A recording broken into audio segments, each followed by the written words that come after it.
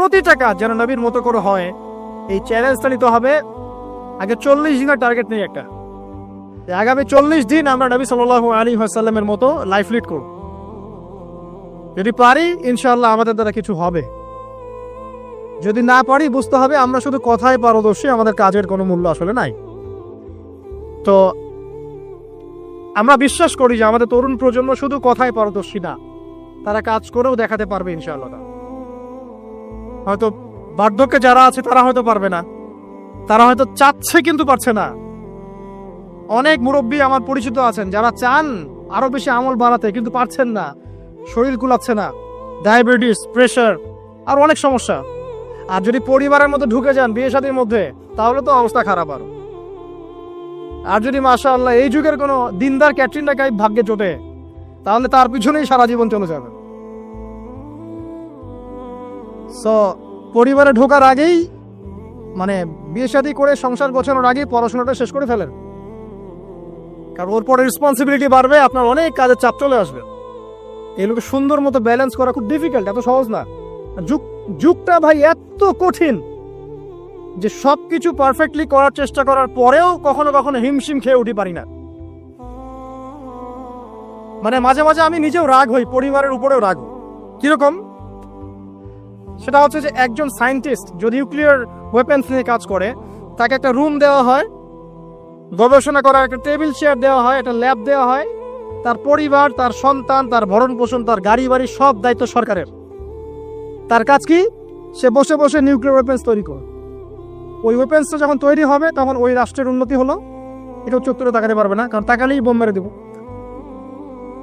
আর আমরা যারা দিনের কাজও করে, অনেক সময় দেখা যায় আলেম বা মুফতি বা মুহাদ্দিস বা দায়ী, দেখবে তাদেরকে বাজার করতে হয়, পরিবার মেনটেন করতে হয়, সন্তানের লেখাপড়া দেখতে হয়, তাদেরকে অডিয়েন্স ডিল করতে হয়, মিডিয়া ডিল করতে হয়, মানুষের সমালোচনা অ্যান্সার করতে হয়। কাজের শেষ নেই, মাথা খাটাতে খাটাতে আপনি টায়ার্ড। অথচ উচিত ছিল এই মানুষটাকে রিল্যাক্সে রেখে দেওয়া।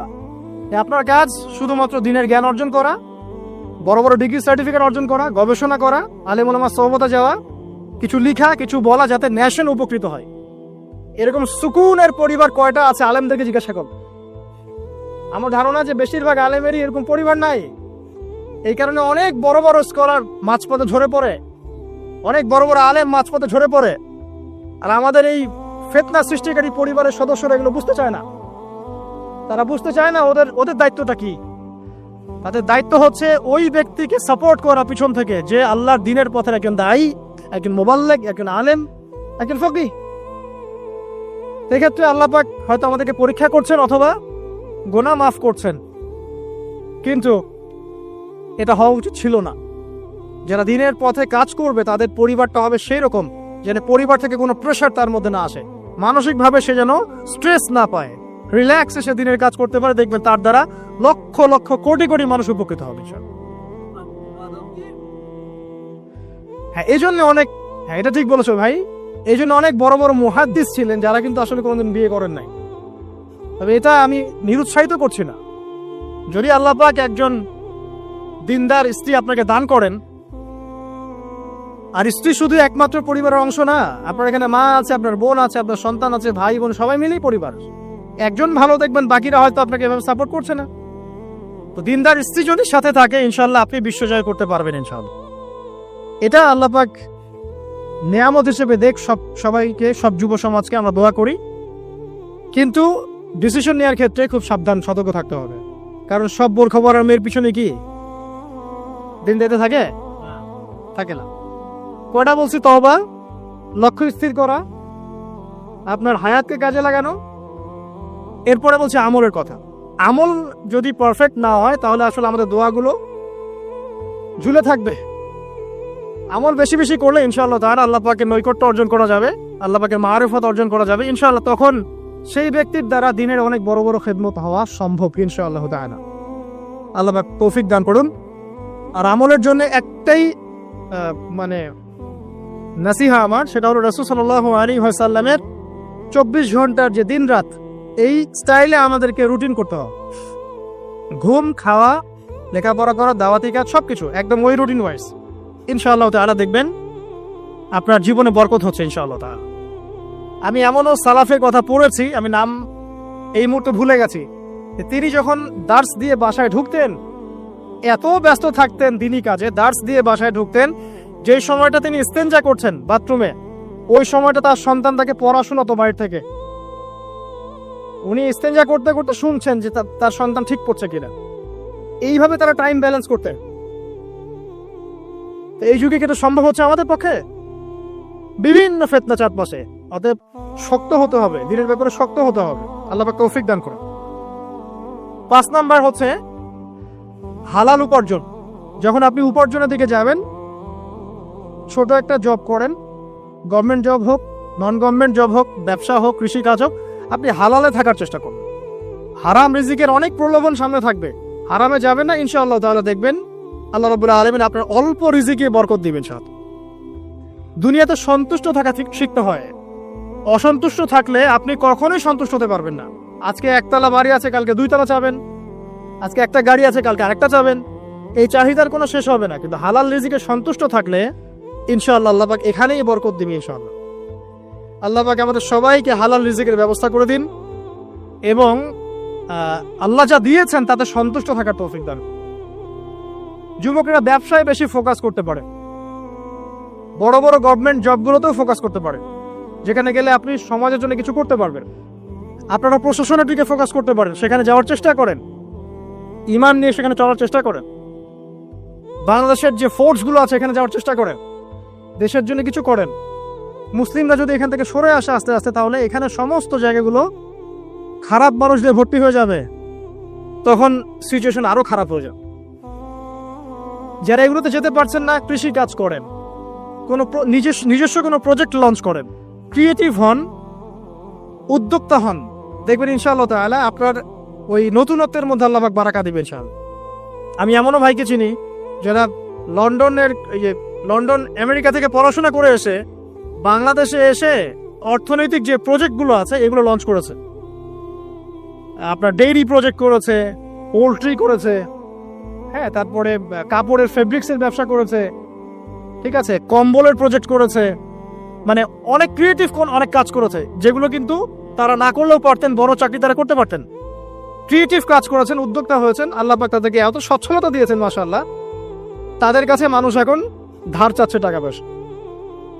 আমি এমনও মানুষকে চিনি যিনি হারাম চাকরি ছেড়ে দিয়ে শশার ব্যবসা করা শুরু করেছিলেন। হারাম চাকরিটা কিন্তু বড় চাকরি ছিল, এই চাকরি ছেড়ে দিয়ে তিনি শশার ব্যবসা করা শুরু করেছেন। এখন তিনি মানুষকে টাকা ধার দেন। আমাদের এখানে আমার একজন ভাই আছেন যিনি সুদের চাকরির সাথে সম্পৃক্ত ছিলেন। কোনো একভাবে আল্লাহ পাক তার কানে এই মেসেজ পৌঁছে দেন এটা হারাম। তিনি 70 থেকে 80 হাজার টাকা বেতন পেতেন প্রতি মাসে। এখন তিনি কৃষিভিত্তিক প্রজেক্ট নিয়ে কাজ করছেন, আল্লাহ পাক তাকে সচ্ছল রেখেছেন। তো হালাল রিজিকে ফোকাস করেন, ইনশাআল্লাহ আপনার ইবাদত আল্লাহ পাকের কাছে সরাসরি কবুল হবে ইনশাআল্লাহ। আর হারামে গেলে ইবাদত কবুল হবে না, এটাই ফুল স্টপ। হারাম রিজিক থাকলে ইবাদত কবুল হবে না, এটা ফুল স্টপ, এখানে কোনো সুযোগই নাই ডানেভাবে তাউইল করার। 6, পার্ট টাইম দিনের দাওয়াতি কাজ সবাইকে করতে হবে। ইলম অর্জন করেছি, তওবা করেছি, এখন আমল করছি, হালাল রিজিক আছে, এখন পার্ট টাইম দিনের দাওয়াতি কাজ সবাইকে করতে হবে। শুধু একজন আলেম করবেন, ফকিহ করবেন, মুহাদ্দিস মুবাল্লিগ করবেন তা নয়, সবাইকে মিনিমাম পার্ট টাইম দায়ী হতে হবে। প্রথমে আপনার পরিচিত মহলের মধ্যে, তারপরে পরিবারে, তারপরে আপনার বন্ধু মহলে। আল্লাহ পাক বলার সামর্থ্য দিলে বলবেন, সুন্দর করে লেকচার দিতে বলে দিবেন, লিখতে পারলে লিখবেন। তবে এগুলো ওলামায়ে কেরামের সাথে পরামর্শ ভিত্তিক করলে ভুল হওয়ার সম্ভাবনা কমে আসবে সব। তবে ভুল হবেই, আর মানুষ ভালো মন্দ বলবেই, গীবত তোহমত অপমান করতেই থাকবে। যদি আপনি দেওবন্দ থেকে পড়ে আসেন এবং এমন একটা ফতোয়া দেন যেটা এক শ্রেণীর মানুষের কাছে মনে হচ্ছে বেদাত, আসলে ওটা বেদাত নয়, তখন সে বলবে, ওই শ্রেণীর মানুষ বলবে লোকটা দেওবন্দ থেকে পড়ে এসে বিভ্রান্ত হয়ে গেছে। যদি আপনি মদিনা থেকে পড়ে আসেন, পড়ে আসার পরে এমন একটা কথা বলেন যেটা আরেক শ্রেণীর মানুষের কাছে মনে হচ্ছে এটা ভুল, ওই শ্রেণীর মানুষ বলবে লোকটা মদিনা থেকে পড়ে এসে বিভ্রান্ত হয়ে গেছে। সমালোচনা আপনি অ্যাভয়েড করতে পারবেন না, ডিগ্রি সার্টিফিকেট দিয়েও না। সো দাওয়াতি কাজ করবেন আপনার সাধ্য মতো, পরামর্শ ভিত্তিক, তবে কারো সমালোচনায়, গীবতে, আঘাতে ভেঙে পড়বেন না। আপনি যদি আল্লাহ সন্তুষ্টির জন্য কাজ করে থাকেন, আল্লাহ পাক আপনাকে বড় করে দিবে ইনশাআল্লাহ আযজা ওয়া জাল। পার্ট টাইম দাওয়াতি কাজ সবাইকে করতে হবে।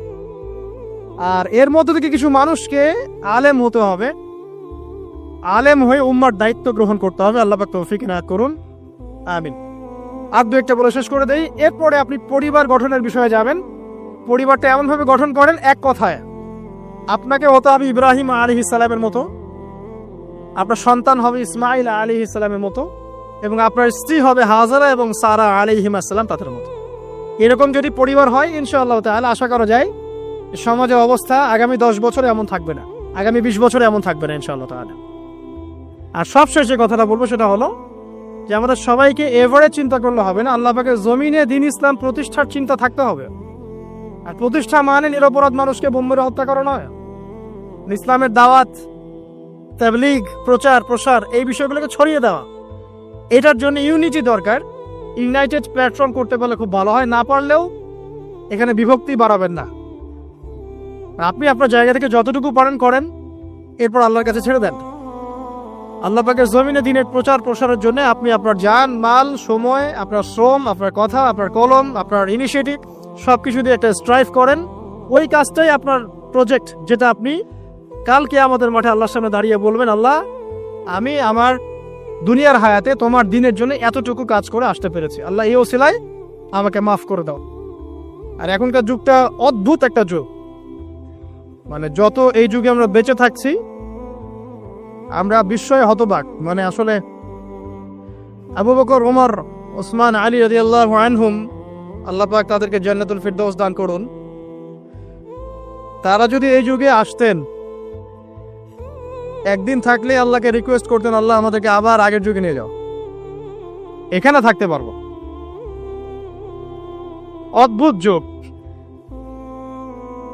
যুগটা এমন যে ধার্মিক যারা, এখন আমরা যারা ধার্মিক বলে দাবি করি, আমরা বেশিরভাগই এখন দুনিয়া পূজারি।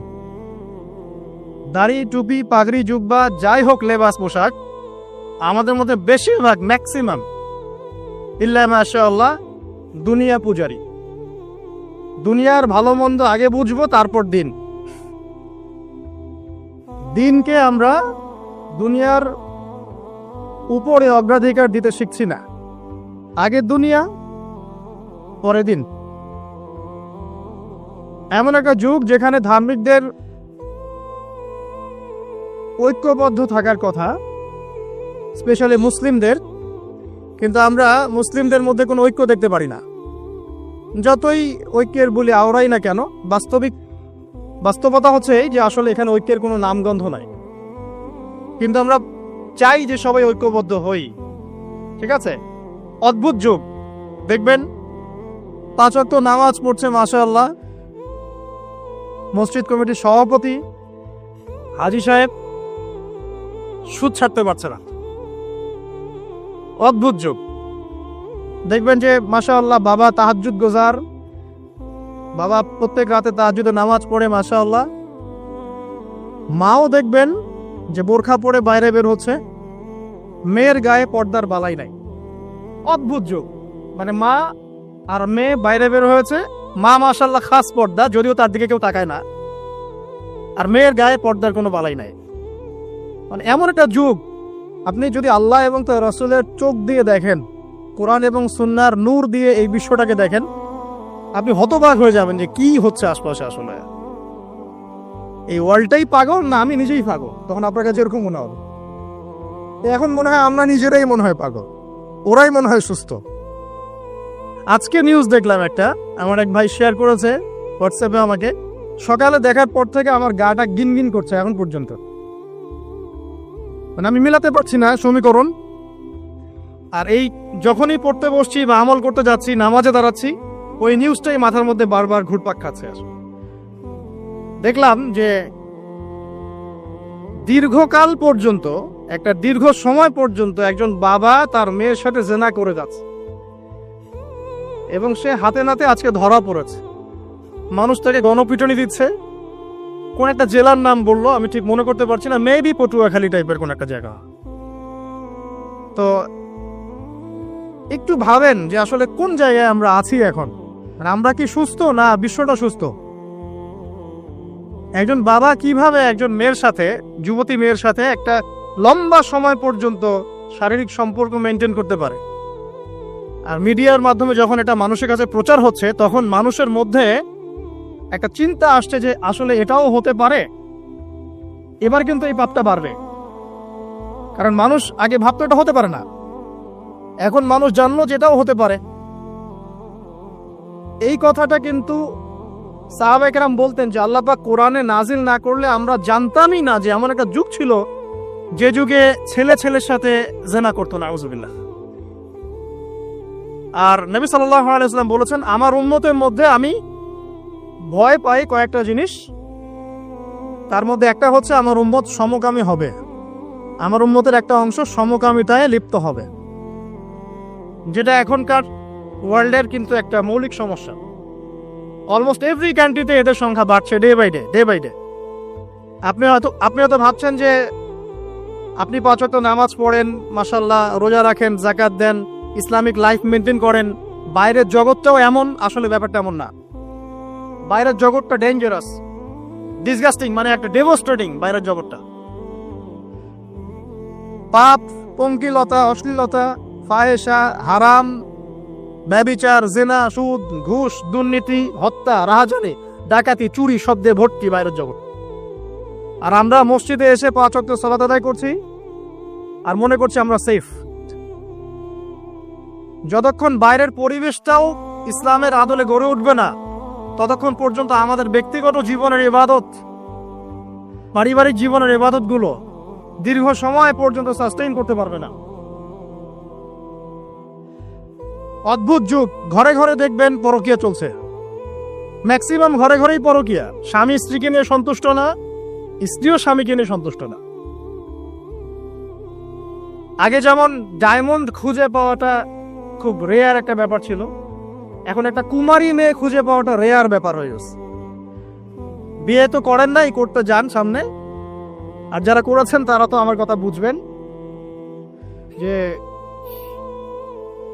কারেন্ট জালেও যে জাটকা ধরা পড়তো, এখন আপনি ওই কি বলবো পবিত্রতার জাল দিয়ে সার্চ করেন, দেখেন কয়টা কুমারী মেয়ে খুঁজে পান।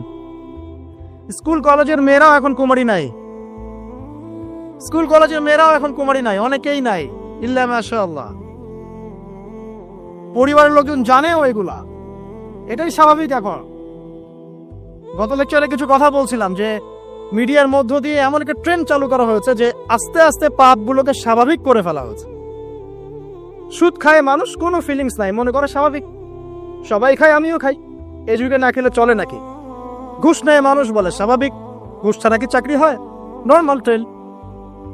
দুর্নীতি মানুষ করে, স্বাভাবিক, নর্মাল, ও তো করে, আমি করি তো কি হচ্ছে, আমার বড়জনও তো করে। সেই বড়জন বলছে আমি করি তো কি হচ্ছে, তার বড়জনও তো করে। এই করতে করতে টপ টু বটম সব দুর্নীতিবাজ, স্বাভাবিক, নর্মাল, আমরা মেনে নিয়েছি, এভাবেই চলছে।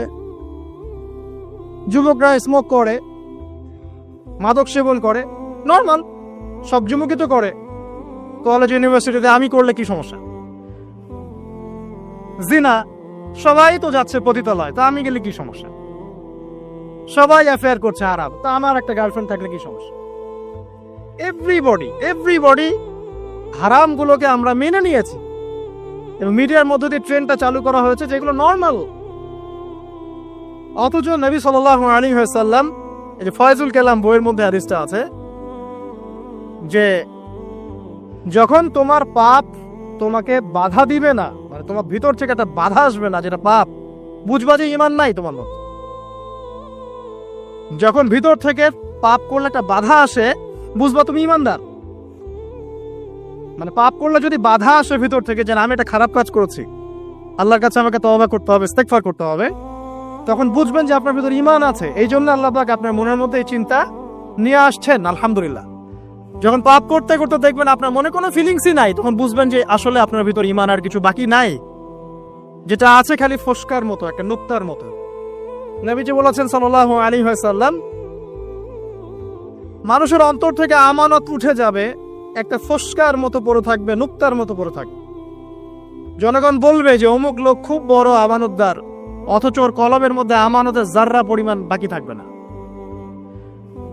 তো কোরআন এবং সুন্নাহর চোখ দিয়ে আপনি একটু চারপাশটাকে দেখেন, একটু অনেস্ট হই, নিজের সাথে একটু অনেস্ট হই। আমার মধ্যেও যদি ভুল থাকে আমিও নিজেরটাকে একটু দেখি। আমাদের যেভাবে আমল করা উচিত ছিল, আমরা যারা দিনের দায়ী বলি বা আলেম বলি, রিপ্রেজেন্টেটিভ বলি, আমরা সেরকম আমল করতে পারছি না। আমাদের যেমন সাহসী হওয়া উচিত ছিল আমরা আসলে পারছি না। আমাদের যেমন ঈমান, শৌর্য, বীর্য এবং দূরদর্শিতা রাখা উচিত ছিল আমরা আসলে পারছি না। ধর্মের মধ্যে আপনি দেখেন ম্যাক্সিমাম ধার্মিক দুনিয়াদার হয়ে যাচ্ছে। দুনিয়ার স্বার্থ আগে, তারপর দিন।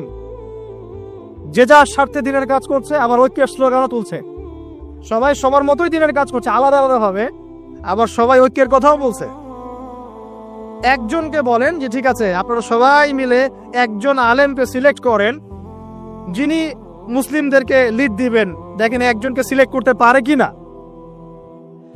একদিন বলেছিলাম সবাইকে নিয়ে বসে এক কাপ চা খাওয়ান, দেখেন পারেন কিনা। কিন্তু মুখে কিন্তু সবাই স্লোগান তুলছি যে আল কোরআনের আলো, ঘরে ঘরে জালো, দুনিয়ার মুসলিম এক হও এক হও, কতই না স্লোগান। প্র্যাকটিক্যাল কোনো ইনিশিয়েটিভ নাই আসলে। কিন্তু আপনি অন দ্য আদার হ্যান্ড দেখেন ইসলামের এগেনস্টে যারা থাকে, আসলে কুফার যারা, মুনাফিক যারা, হ্যাঁ, যারা জায়নিস্ট, যারা মিথ্যাবাদী সভ্যতার ধারক বাহক, জালেম, এরা দেখবেন ইউনাইটেড। এদের মধ্যে 100টার মধ্যে 90টা বিষয়ে যদি দ্বিমত থাকে, তারপরেও তারা একটা জায়গায় ইউনাইটেড যে ইসলাম এবং মুসলিমকে ডমিনেট করতে হবে। আর আমাদের মধ্যে যদি 100টার মধ্যে 99টা বিষয়ে একমত থাকি আমরা, আর একটা বিষয়ে আমরা যদি দ্বিমত থাকি, আমাদের সেপারেশনের জন্য দ্যাটস এনাফ। এই যুগে আছি আপনি আমি। খেয়াল করে দেখেন আমরা আইওয়াস শোডাউনে বেশি বিশ্বাসী। এখন মুসলিমরা আমরা আইওয়াস করতে বেশি পছন্দ করছি, শোডাউন করতে বেশি পছন্দ করছি। কনস্ট্রাকটিভ কোনো কাজ নাই।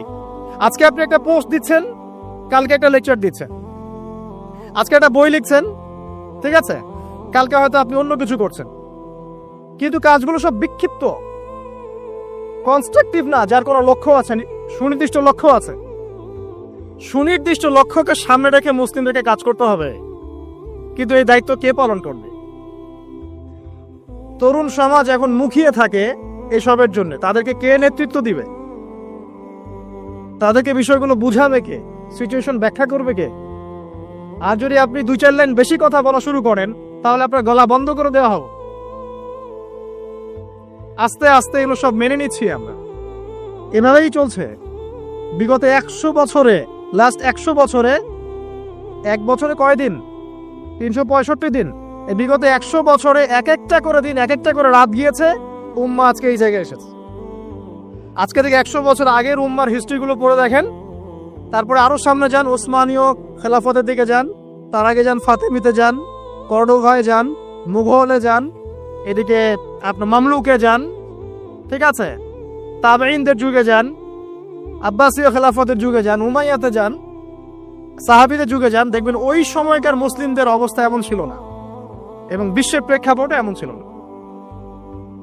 তো এইগুলো নিয়ে ভাবতে হবে।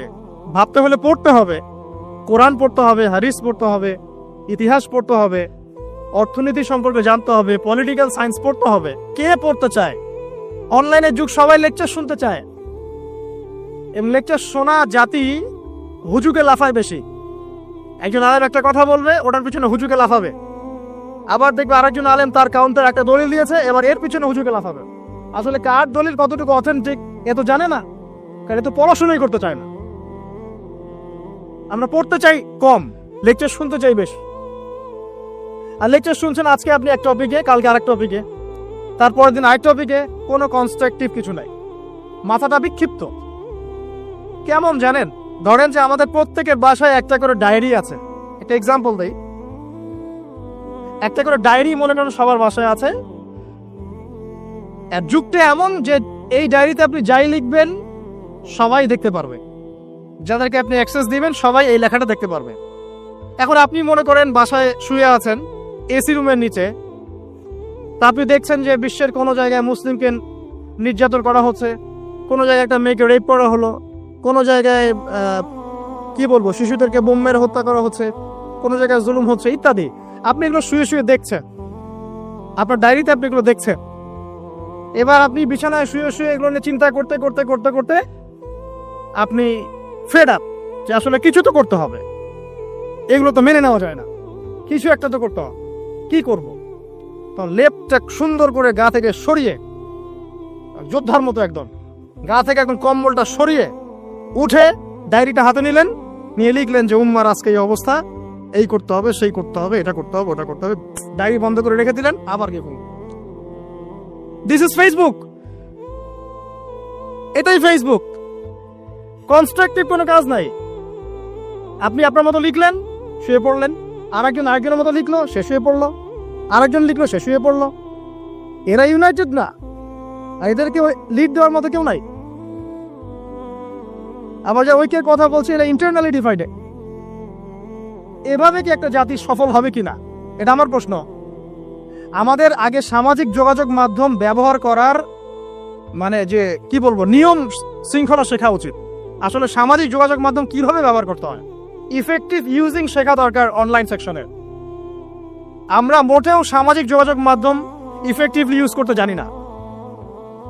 এই মাধ্যমটাকে আমরা বানিয়েছি সমালোচনার মাধ্যম, কাউকে ধুয়ে দেওয়ার মাধ্যম, মাঝে মাঝে একটু আইওয়াশ শোডাউন করার মাধ্যম। একজন ওমরা করতে গিয়েছে, ছবি সেলফি এই সেই, ভাই কি দরকার আছে আপনার ওমরা করতে গিয়েছেন এত মানুষকে জানানোর কি দরকার আছে? একজন লেকচার দিতে এসেছেন, গাড়ি থেকে নামলাম, সবাই ভিডিও সেলফি ফোনস স্লোগান। আমি কাকে দেখাচ্ছি আসলে এগুলা? আর এগুলো যাদেরকে দেখাচ্ছি, এটা দেখায় আমার লাভটা কি আসলে? আল্লাহ পাক কি আমার এই দেখার মুখাপেক্ষী নাকি?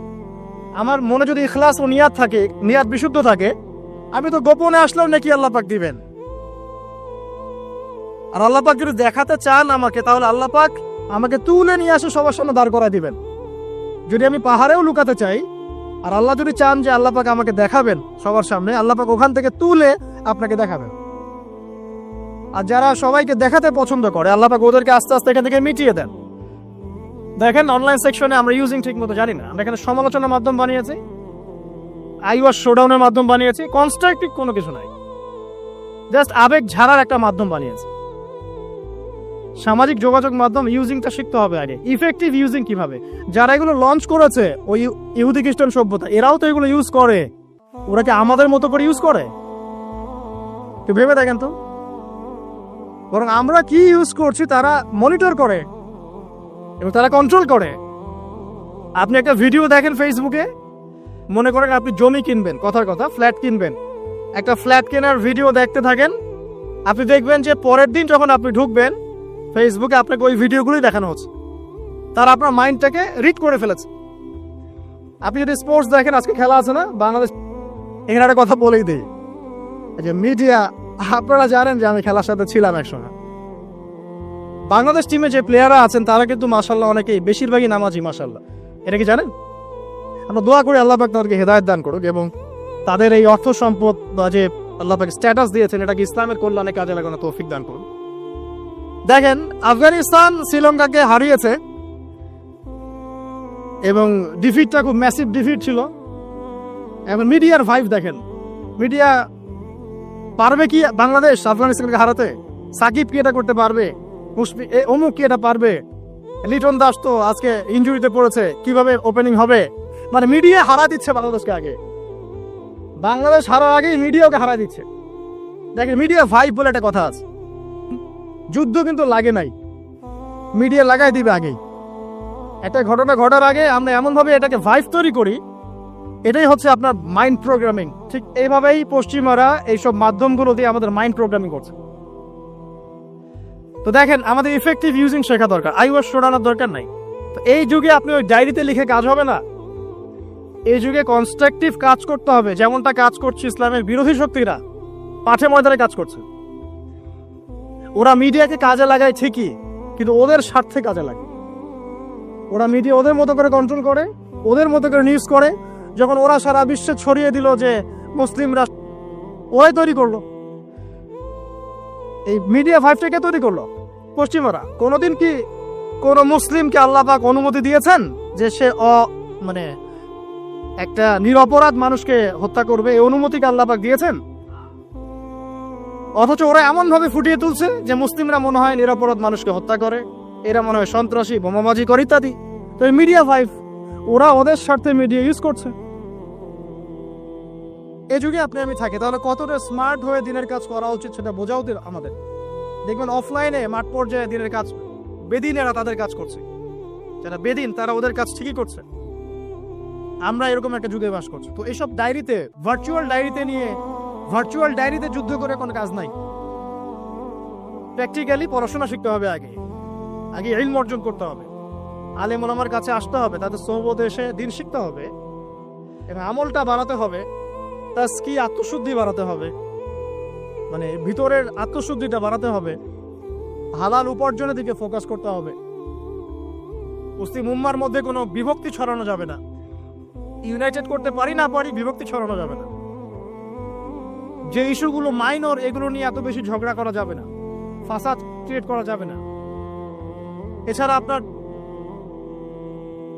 পরিবারের যে আদর্শ, এটাকে শক্ত করতে হবে, বাচ্চাদেরকে মানুষ করতে হবে, সন্ততিকে মানুষ করতে হবে, কনস্ট্রাকটিভ কাজ করতে হবে। এডুকেশনাল ইনস্টিটিউশন করে তোলেন, শিক্ষা প্রতিষ্ঠান করে তোলেন, সমাজ কল্যাণমূলক কোনো ফাউন্ডেশন করেন, মানবতা সেবায় কাজ করেন, দেশকে ভালো কিছু দেন, রাষ্ট্রকে ভালো কিছু দেন, ভালো করে পড়াশোনা করে রাষ্ট্রীয় বড় বড় পদে চাকরি করেন। যত বেশি ভালো মানুষ সেখানে যাবে, আশা করা যায় তত দুর্নীতি কমে যাবে ইনশাআল্লাহ।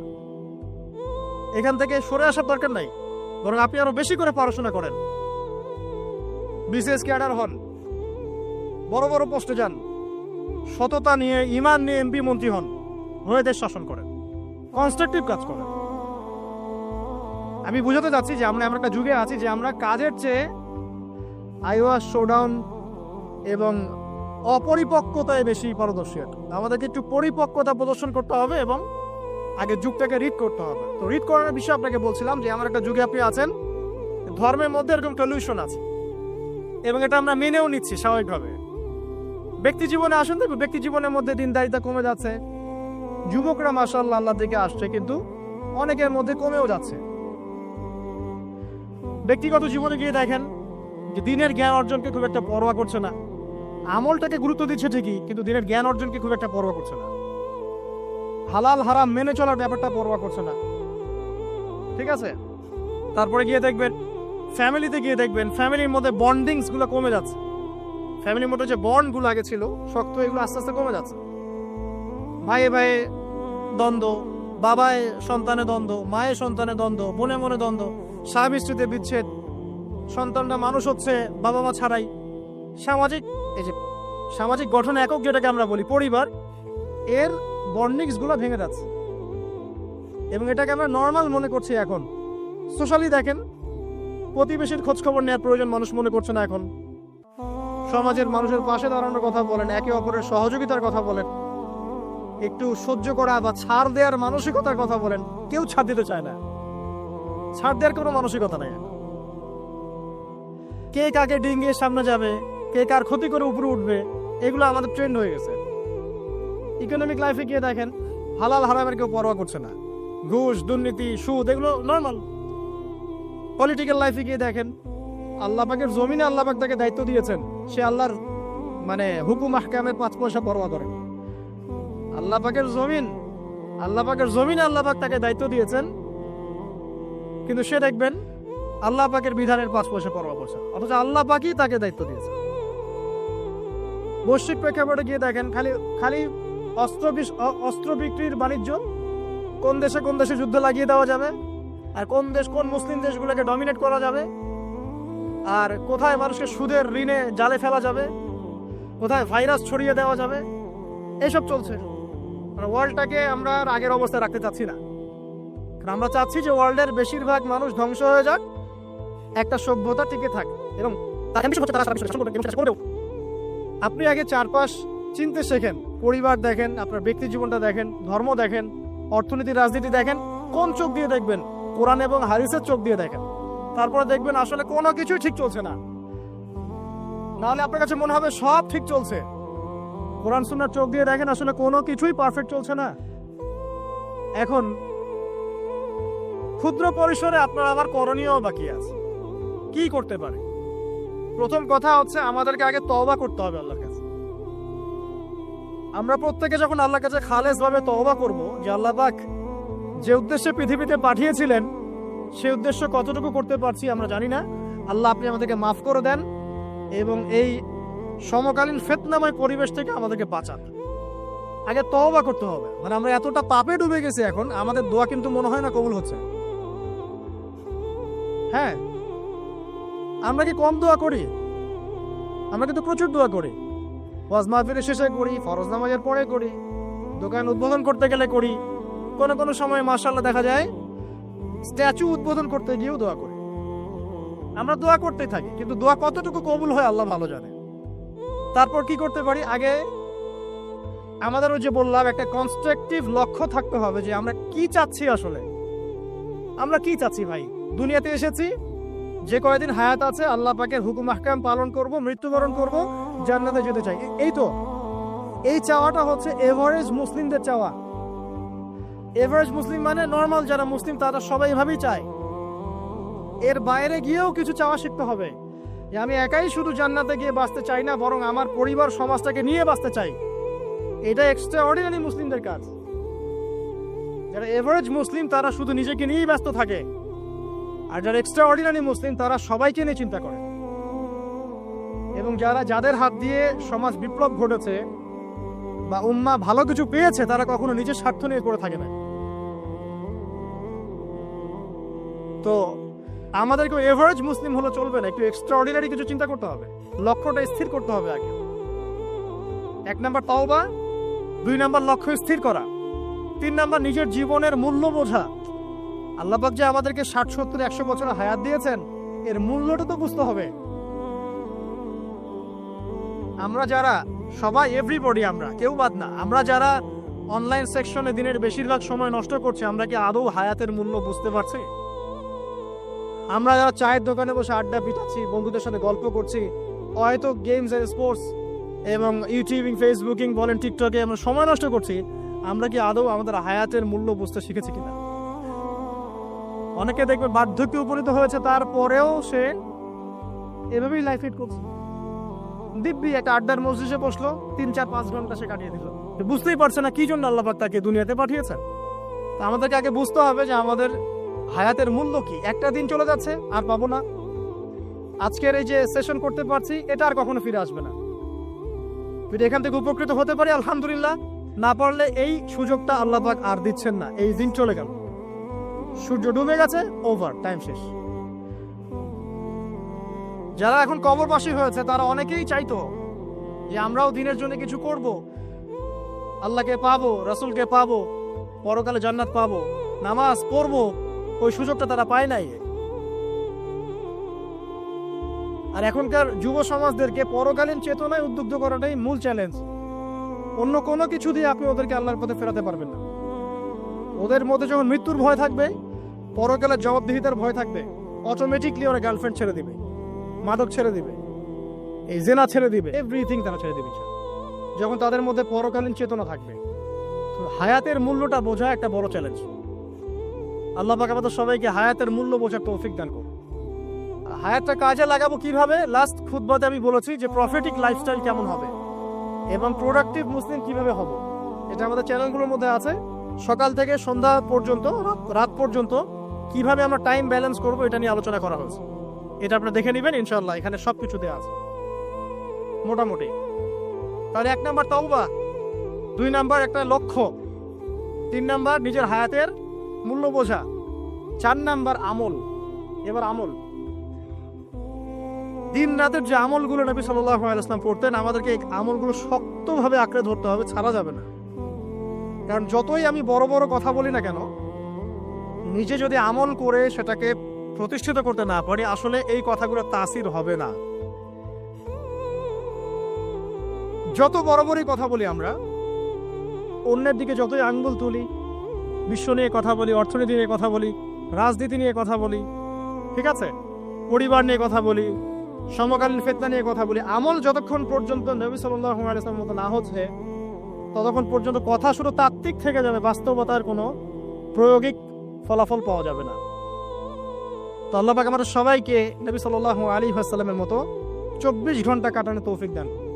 আল্লাহ পাক আদম এবং হাওয়া আলাইহিস সালাম এবং আদম সন্তান সবাইকেই সৃষ্টি করেছেন, উদ্দেশ্য হচ্ছে আল্লাহ পাক আমাদেরকে জান্নাত দিতে চান। আল্লাহ পাক চান যে আমরা যেন জান্নাতে যাই। যদি আমরা জান্নাতে যেতে না পারি পরকালে, একটা কারণে যেতে পারবো না, অনলি একটা কারণ, সেটা হলো আমাদের নিজের দোষে। একটা কারণ, যারা জাহান্নামে যাবে মানুষ এবং জিনদের মধ্যে, নিঃসন্দেহে মহাবিশ্বে তারা ছাড়া জাহান্নামে যাওয়ার উপযুক্ত কেউ ছিল না। ও জাহান্নামে যাওয়ার উপযুক্ত ছিল বলেই আল্লাহ পাক তাকে জাহান্নামে পাঠাবেন। আর যারাই জান্নাতে যাবে প্রত্যেকেই শুধু আমলের বদৌলতে যাবে না, বরং আল্লাহ পাকের রহমতেই যাবে। কেউই তার আমল দিয়ে জান্নাতে যেতে পারবে না। আল্লাহ পাকের রহমত যাদের উপরে বর্ষিত হবে তারাই জান্নাতে যাবে ইনশাআল্লাহ। কে আমল দিয়ে যেতে পারবে না। যত আমলই করি বলা যাবে না এই আমলের বদৌলতে জান্নাতে যেতে পারবো। আল্লাহ পাক দয়া না করলে হবে না। আল্লাহ পাক চান যে আদম সন্তান যেন জান্নাতেই যায়। এই কারণেই সৃষ্টি করা, এই কারণেই আপনার ওহীভিত্তিক গ্রন্থগুলো পাঠানো, এই কারণে নবী রাসূল পাঠানো, আলেম ওলামা সৃষ্টি করা, মানুষকে সতর্ক করা, হায়াত দেয়া, বারংবার জীবনে চলতে ফিরতে আপনাকে এলান করা হয় আল্লাহর পথে ফিরে আসেন, আল্লাহর পথে ফিরে আসেন। এলান করা হয় না? বিপদ দিয়ে আপনাকে এলান করা হয় আল্লাহর পক্ষ থেকে।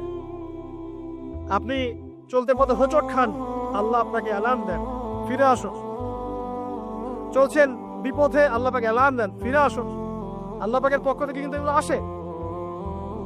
অ্যামেজিং হাদিস যে একজন সাহাবী বলছেন, সালমান রাদিয়াল্লাহু আনহু, তিনি বলছেন যে যখন মুমিনের উপর বিপদ আপদ বালা মুসিবত আসে, তখন মুমিনের এই বিপদ আপদ বালা মুসিবত রোগ শোকের বদৌলতে আল্লাহ পাক তার গুনাহগুলোকে মাফ করে দেন এবং তার মর্যাদাকে বাড়িয়ে দেন এবং সে আল্লাহর দিকে ফিরে আসার অনুশোচনা করার সুযোগ পায়।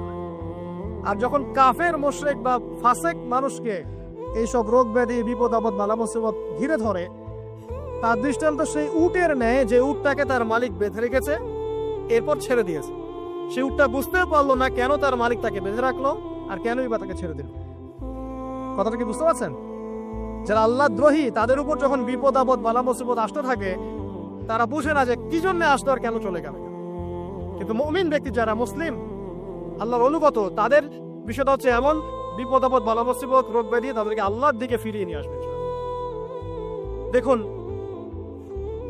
এই যে পৃথিবীতে নামিয়ে দেয়া, এরপর আল্লাহর পক্ষ থেকে ঐশী গ্রন্থগুলো পাঠানো, নবী রাসূল পাঠানো, আলেম ওলামা পাঠানো, আপনাকে হায়াত দেয়া, আপনাকে রিজিক দেয়া, এই শ্বাস নেওয়ার ক্ষমতা দেয়া, আপনাকে জ্ঞান বুদ্ধি দেয়া, বিবেক দেয়া, 3 বেলার খাবার, পোশাক, স্ত্রী সন্তান, কি দেয়নি আল্লাহ রাব্বুল আলামিন। এই যে সমস্ত নিয়ামতগুলো দেয়া, এগুলো একটা উদ্দেশ্য, আপনি আমি যেন এটাকে উপলব্ধি করি যে এগুলো আল্লাহর পক্ষ থেকে আসছে এবং আল্লাহর দিকে আমরা অভিমুখী হই। এছাড়া কোনো উদ্দেশ্য নেই। সামনে যান, নূহ আলাইহিস সালাম, একদিন 2 দিনেই কি আল্লাহ পাক তার কওমকে ধ্বংস করে দিয়েছেন? 950টা বছর আল্লাহ রাব্বুল আলামিন সময় দিয়েছেন কওমকে, আল্লাহর দিকে ফিরে আসো, আল্লাহর দিকে ফিরে আসো। নবী দাওয়াত দিয়েছেন প্রায় 950 বছর। যখন তারা ফিরে আসে নাই, তারপরে আল্লাহ রাব্বুল আলামিন গজব দিয়ে ধ্বংস করেছেন। কারণ আমি বলেছি একটা কথা, আল্লাহ পাক শুধু রহমানুর রহিমই নন, বরং তিনি কিন্তু কঠোর শাস্তিদাতা, শাদীদুল ইকাব। সামনে আরো যান, ইব্রাহিম আলাইহিস সালাম, একা একটা মানুষ নমরুদের সাথে ফাইট করছেন, আগুনে ফেলেই দিল, সে আগুনকে আল্লাহ পাক ঠান্ডা করে ফেললেন। এটা কি আল্লাহ পাকের দয়া নয়? তার সন্তান ইসমাইলের কুরবানিটা দেখেন, আল্লাহ পাক বলেছেন কুরবানি করো, তিনি ডানে বামে প্রশ্ন করেন নাই। আমরা হলো প্রশ্ন করতাম, কেন করব? শিশু সন্তান, নিষ্পাপ, এটার কোনো যুক্তি আছে কিনা, লজিক আছে কিনা? তিনি কোনো লজিক দেখতে যাননি, আল্লাহ পাক বলেছেন করেছেন। আল্লাহ রাব্বুল আলামিন তার এই ঘটনাটাকে তো সম্মানিত করলেনই, কিয়ামত পর্যন্ত কিন্তু এই ঘটনা মানুষ স্মরণ করবে। দয়া দেখেন, তার সন্তানের খাবার নাই, পানিও নাই, অলৌকিকভাবে আল্লাহ রাব্বুল আলামিন জামজাম কূপ সৃষ্টি করলেন, কিয়ামত পর্যন্ত থাকবে ইনশাআল্লাহ। দয়া নাই? এটা, এই কূপটা দেখলেই তো মুসলিম হওয়া যায়। এই জামজাম কূপটা দেখলেই তো মুসলিম হয়ে যাওয়া উচিত মানুষের। কোত্থেকে আসলো এই কূপ? এই পানির এত বৈশিষ্ট্য কেন? কখনো শেষ হচ্ছে না কেন? এটা নিয়ে ভাবলেই তো মুসলিম হওয়া যায়।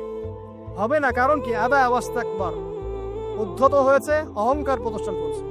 অহংকার মানে এই নয় যে আপনি সুন্দর জামা পরছেন, আপনি সুন্দর কাপড় পরছেন, আপনি ভালো একটা বাড়ি করেছেন, এটা অহংকারের পরিচয় নয়। বরং অহংকারের পরিচয় হচ্ছে মাতারুল হাক্কি ওয়া গমতুন নাস, সত্য জিনিস যেটা স্পষ্ট এটাকে অস্বীকার করা আর অন্য মানুষকে ছোট করা, তুচ্ছ তাচ্ছিল্য করা, এই হলো অহংকারের পরিচয়। ইউনুস নবীর কথা মনে আছে আপনাদের? ওই যে মাছের পেটের মধ্যে 3 দিন 3 রাত ঘুরছে আর ঘুরছে, একজন নবী হয়ে তাকে এই অবস্থা ফেস করতে হচ্ছে। এক পর্যায়ে তিনি বুঝতে পারছেন যে আমার কিছু একটা তো ভুল হয়েছে। আল্লাহর কাছে হাত তুলে দোয়া করলেন, লা ইলাহা ইল্লা আনতা সুবহানাকা ইন্নী কুনতু মিনাজ জালিমিন। দোয়ার পড়ার সাথে সাথে আল্লাহ পাক বললেন, যাও মাছ তুমি রেখে চলে আসো। এটা কি দয়ার নিদর্শন নয়? শুধু তাই নয়, তাকে যখন দ্বীপে নামিয়ে দেওয়া হয় তিনি অসুস্থ ছিলেন। আল্লাহ পাক সূরা সাফফাতের মধ্যে বলেছেন যে আমি তার পাশে লাউ গাছ উৎপন্ন করলাম। কোন গাছ? খেতে পারেন এর শাক এবং এই যে ফল, এটার মধ্যে নিঃসন্দেহে এমন এমন কিছু উপাদান আছে যেটা হয়তো আমরা জানিও না, আবিষ্কার করা হয়নি। তিনি সুস্থ হয়ে গেলেন, আলহামদুলিল্লাহ। কোথায় যাবেন? যে কোনো জায়গায় যান। নবী ঈসা আলাইহিস সালামকে চতুর্দিক থেকে আক্রমণ করছে, আল্লাহ রাব্বুল আলামিন তাকে এমন হেফাজত করলেন, তার কাছে তাকে উঠিয়ে নিলেন। এটা কি দয়ার পরিচয় নয়?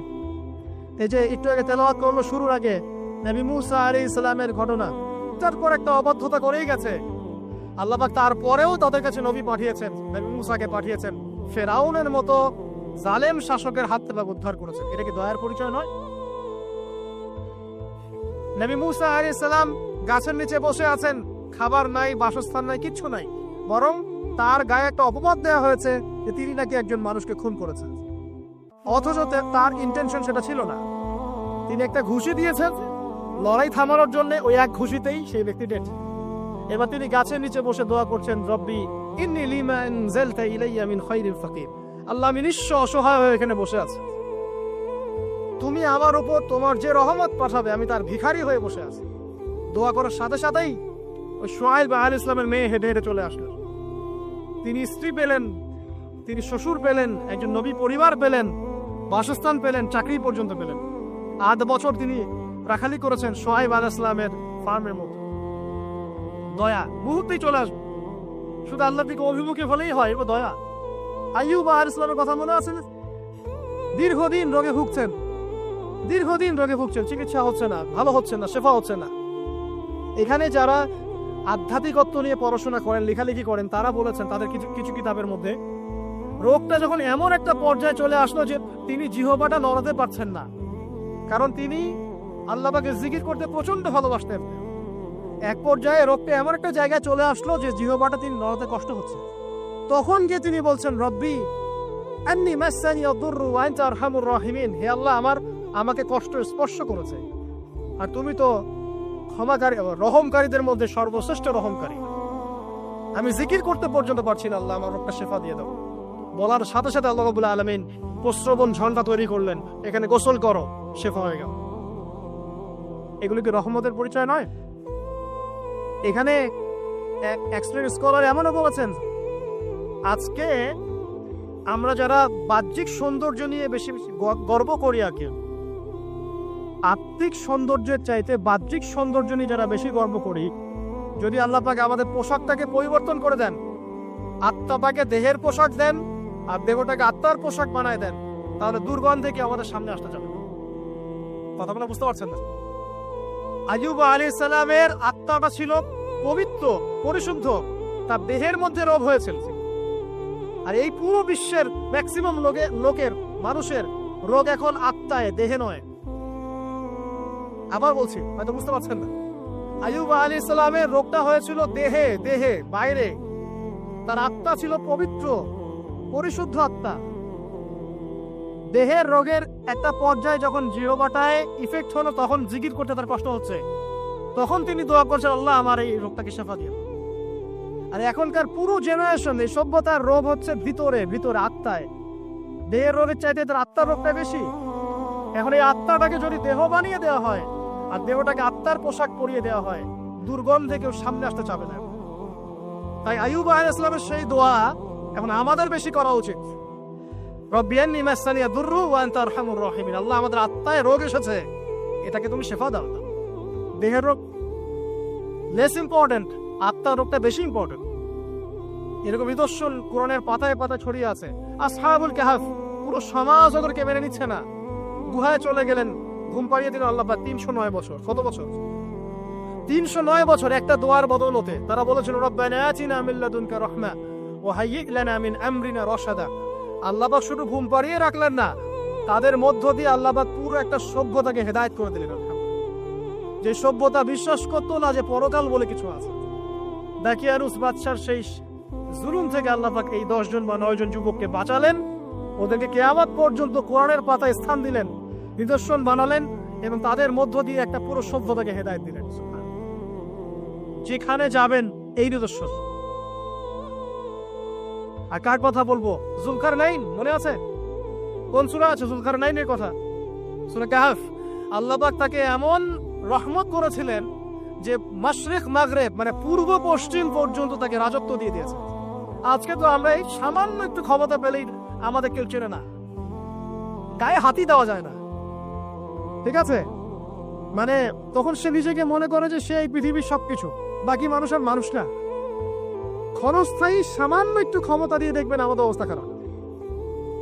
প্রত্যেকের ধর্মতাত্ত্বিক ক্ষেত্রেও যদি কাউকে আপনি ক্ষমতাধর আলেম মনে করেন, দেখবেন অহংকারে বাঁচতেছেন না। কারো একটু পপুলারিটি হয়ে গেছে, দেখবেন অহংকারে বাঁচতেছেন না।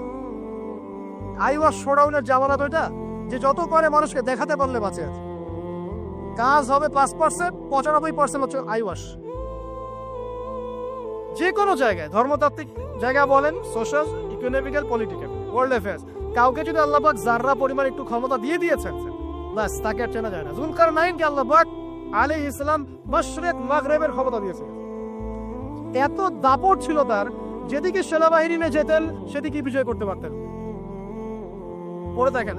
আর এই ব্যক্তি কিন্তু আলেকজান্ডার দ্য গ্রেট নয়। পশ্চিমারা এখানে আবার একটা ষড়যন্ত্র করেছে। তারা বলে এই ব্যক্তি ছিল আলেকজান্ডার দ্য গ্রেট। এটা ভুয়া কথা। তিনি একজন আল্লাহ পাকের বড় ওলি ছিলেন অথবা নবী ছিলেন। কি ছিলেন আল্লাহ পাক এটা কোরআনে বলেন, স্পষ্ট করেন। তা আমরা ধরে নিচ্ছি আল্লাহ পাকের তিনি একজন শুকরগুজার বান্দা ছিলেন। তাকে একটা কম বলছে যারা পাহাড়ের মাঝখানে থাকতো, ইয়া যুলকারনাইন, হে যুলকারনাইন, ইন্না ইয়াজুজ ওয়া মাজুজ মুফসিদুনা ফিল আরদ। ইয়াজুজ আর মাজুজের সভ্যতা জমিনে ফাসাদ সৃষ্টি করছে। ফাহাল নাজআলু লাকা খারাজান আলা আন তাজআলা বাইনানা ওয়া বাইনাহুম সাদ্দা। আমরা কি তোমাকে একটু ট্যাক্স দিব, খাজনা দিব, যে খাজনার বদৌলতে তুমি একটা প্রাচীর নির্মাণ করে দিবে, যে প্রাচীর নির্মাণ করলে ওরা আর আমাদের কাছে আসতে পারবে না। তখন এই প্রতাপশালী বাদশার স্টেটমেন্ট হচ্ছে এই, ক্বালা মা মাক্কান্নি ফীহি রাব্বি খায়র। আল্লাহ আমাকে যা দিয়েছেন তার পক্ষ থেকে এটা যথেষ্ট, তোমাদের এসব ট্যাক্সের দরকার নেই আমার। এই যে আল্লাহ পাকের রহমত দেখেন। ঠিক খিজির আলাইহিস সালামকে দেখবেন, ওই 3টা ঘটনা মনে আছে না? নৌকা ফুটা করা, বাচ্চাকে হত্যা করা, আর হচ্ছে কি ওই যে কি দেয়াল নির্মাণ করা। সূরা কাহফ আজকে বাসায় গিয়ে পড়েন। তাকে আল্লাহ পাক ভবিষ্যতের জ্ঞান দেখাচ্ছেন, ভবিষ্যতে কি হবে, যে জ্ঞানটা মুসা আলাইহিস সালামকে আল্লাহ পাক দেখাচ্ছেন না। মুসা আলাইহিস সালাম বলছেন কেন নৌকা ফুটা করলেন, কেন বাচ্চাকে হত্যা করলেন, কেন এই প্রাচীর নির্মাণ করলেন। আর খিজির আলাইহিস সালাম বলছেন যে জ্ঞান আল্লাহ তোমাকে দেন নাই তা আল্লাহ পাক আমাকে দিয়েছেন। আমি এই কারণে নৌকা ফুটা করছি, কারণ নৌকা ফুটা না করলে ভবিষ্যতে এই নৌকাটা সিজ করা হবে, ছিনতাই করা হবে। বাচ্চাটাকে হত্যা করেছে এই কারণে, এই বাচ্চা বড় হলে বড় কাফের হতো। দেয়াল নির্মাণ করেছে এই কারণে, এই দেয়ালের নিচে এই বাচ্চাদের এতিম 2 বাচ্চার গুপ্তধন রাখা আছে, ওর বাবা মা রেখেছে। এটা তুমি জানো না, আমি জানি। এটা জানার পরে তিনি অহংকার করছেন না, তিনি বলছেন রাহমাতাম মির রাব্বি, এই জিনিসটা আমার রবের রহমত, আমার প্রতি দয়া। 2 শ্রেণীর মানুষ আপনি পাবেন। এক, যারা তাদের স্ট্যাটাস, প্রতিপত্তি, জ্ঞান এসবের অহংকার প্রদর্শন করবে। আর এক শ্রেণী যারা এগুলো আছে, যাদের এগুলো আছে, বাট তারা বলবে এগুলো হাযা মিন ফাদলি রাব্বি, এগুলো আমার রবের রহমত। এখানে সফল 2য় শ্রেণীর মানুষ, 1ম শ্রেণীর নয়। ইউসুফের কথা মনে আছে? আলাইহিস সালাম কুয়ায় ছিলেন, কুয়া থেকে জেলে, কুয়া থেকে রাজপ্রাসাদে, সেখান থেকে জেলখানায়। জেলখানার একটা মানুষ যে পরবর্তীতে মিশরের শাসক হবে, কেউ কি ভেবেছিল? কেউ ভেবেছিল? ওই সময় কেউই হবে নাই। কিন্তু ওই মানুষটাকে আল্লাহ রাব্বুল আলামিন মিশরের রাজত্ব দিয়েছেন, যার মধ্য দিয়ে আল্লাহ পাক হাজার হাজার লক্ষ লক্ষ মানুষকে দুর্ভিক্ষের হাত থেকে বাঁচিয়েছে। আল্লাহ পাকের পরিকল্পনা, রহমত দেখেন। প্রত্যেক আম্বিয়া কেরামের জীবনী পড়ে দেখেন, এরকম রহমতের অসংখ্য নিদর্শন কোরআন এবং হাদিসে আছে। এখন শেষ করার আগে এটা বলতে থাকলে অনেক সময় চলে যাবে, নামাজের সময় চলে যাবে। আমি শেষ করছি। আমরা আসলে এখন যদি আল্লাহর রহমত পেতে চাই এবং আমাদের জীবনটাকে আল্লাহ পাকের আনুগত্যে, দাসত্বে, অহংকার মুক্ত ভাবে তওবা ইস্তেগফারের মধ্য দিয়ে কাটাতে চাই, তাহলে আসলে কি কি পয়েন্টস আমাদের কাজ করা দরকার, জাস্ট পয়েন্টস গুলো বলছি। 1 নাম্বার হচ্ছে জ্ঞান অর্জন করতে হবে। যে জ্ঞান আল্লাহ পাক আদম আলাইহিস সালামকে শিখিয়েছেন, ওই জ্ঞান চর্চা যদি আমরা বাড়াই, ওহির জ্ঞানের চর্চা যদি আমরা বাড়িয়ে দেই, দেখবেন ইনশাআল্লাহ আল্লাহ পাক আপনার সম্মান, আপনার রিজিক, আপনার প্রতি করুণা, দয়া, মায়া, মহব্বত সব বাড়িয়ে দেবে। এটা প্রথম পয়েন্ট। প্রিয় ভাইয়েরা, যারা আজকে লেকচার শুনছেন বা যারা পরবর্তীতে অনলাইনে শুনবেন, ওহির জ্ঞানের চর্চা। আমি বলছি না আপনি ডাক্তার হবেন না, ইঞ্জিনিয়ার হবেন না, জেনারেল লাইনে পড়বেন, এই কথা আমি বলতে যাবো না কখনো। কারণ আমি জানি, আর কেউ বলুক না বলুক, অ্যাটলিস্ট আমি জানি এই ওয়ার্ল্ডকে ডিল করতে হলে বর্তমান এইসব আধুনিক জ্ঞানের কোনো বিকল্প নাই। কিন্তু এই জ্ঞানটার সাথে কোরআন সুন্নাহর জ্ঞান থাকতেই হবে। যেমন এই দুইটা জ্ঞান একত্রিত হবে, ইনশাল্লাহ এই জাতিকে ঠেকানোর কেউ থাকবে না ইনশাল্লাহ। এই সহজ সরল কথাটা আমরা বুঝাতে ব্যর্থ হচ্ছি, অথবা কিছু মানুষ ইন্টেনশনালি এটাকে ঘুরিয়ে ফিরে উল্টা ব্যাখ্যা করছে। আর হ্যাঁ, এটা স্বীকার করছি, কিছু মানুষ আছে, কিছু ব্যাকডেটেড থিঙ্কিংস আছে আমাদের মধ্যে, যে আমরা আধুনিক শিক্ষাটাকে অনেক সময় গুরুত্ব দিচ্ছি না। এটা ঠিক নয়, এটা আমার মত। পরিবেশ বজায় রেখে, ইসলামী পরিবেশ বজায় রেখে আধুনিক শিক্ষায় শিক্ষিত হতে কোনো সমস্যা আছে? আর আধুনিকের শিক্ষাগুলো অন ইসলামিক শিক্ষা নয়। আপনি যে কোনো এডুকেশনের বেসে যান, ম্যাথামেটিক্সে যাবেন, অ্যালজেব্রায় যাবেন, আপনি কেমিস্ট্রিতে যাবেন, ফিজিক্সে যাবেন, বায়োকেমিস্ট্রি যাবেন, জ্যোতির্বিজ্ঞানে যাবেন, মেডিকেল সায়েন্স, প্রত্যেকটাতে দেখেন মুসলিমদেরকে খুঁজে পাবেন। আপনি প্রত্যেকটা গোড়াপত্তন কি আপনি দেখবেন মুসলিমদের হাতেই হয়েছে। আব্বাসীয় খেলাফত যখন ছিল, তখন এই বাগদাদ ছিল জ্ঞানের রাজধানী। ওইরকম লাইব্রেরি কি বিশ্বের কখনো হয়েছে? এখন আমরা মনে করছি জ্ঞানের লাইব্রেরি মনে হয়, জ্ঞানের রাজধানী মনে হয় ব্রিটেন, হার্ভার্ড, কেমব্রিজ, অক্সফোর্ড। এরা কবে এসেছে ইতিহাসে? ইতিহাস কি 100 বছরের? হাজার হাজার বছর চলে গেছে। হিস্ট্রি পড়েন। তো এখানে আমার কথা হচ্ছে একদম ক্লিয়ার আর নিট অ্যান্ড ক্লিয়ার যে আমাদেরকে উভয় দিকের জ্ঞানই অর্জন করতে হবে, বোধ কোরআন সুন্নাহ এবং আধুনিক জ্ঞান। এই দুটো জ্ঞান যখন আপনি একত্রিত করবেন, ইনশাআল্লাহ দেখবেন আল্লাহ চাইতো কোরআন এবং সুন্নাহকে হাতে নিয়ে এই বিশ্বের চ্যালেঞ্জগুলোকে ফেস করা যাবে ইনশাআল্লাহ। আল্লাহ পাক তৌফিক দান করুন, আমিন। তো প্রথম যেটা বিষয়, আল্লাহ পাকের রহমত পেতে হলে আল্লাহর ওহীভিত্তিক জ্ঞানের চর্চা বাড়াতে হবে। এই জ্ঞানের চর্চা বাড়ালে ব্যক্তি, পরিবার, সমাজ, রাষ্ট্র সবাইকে আল্লাহ পাক সম্মানিত করবে ইনশাআল্লাহ। আল্লাহ পাক রহম করবেন, ক্ষমা করবেন, ইনশাআল্লাহ দুনিয়াতেও সফল করবেন, পরকালও জান্নাত দেবে ইনশাআল্লাহ তাআলা। আর আমরা তো দেখলাম আল্লাহ পাকে জান্নাত দেওয়ার জন্য একটা ঘটনা যথেষ্ট। একটা কুকুরকে পানি পার করিয়েছে, একবার খালি বলেছে আল্লাহ তোমার ভয়েই কাজ করেছি, বাস। আবার জাহান্নামে যাওয়ার জন্য একটা ঘটনা এনাফ, খালি বলেছে যে আল্লাহ তোকে মাফ করবে না, বাস জাহান্নাম। আল্লাহ পাক জানেন এন্ড অফ দ্য ডে কে জান্নাতে যাবে, কে জাহান্নামে যাবে।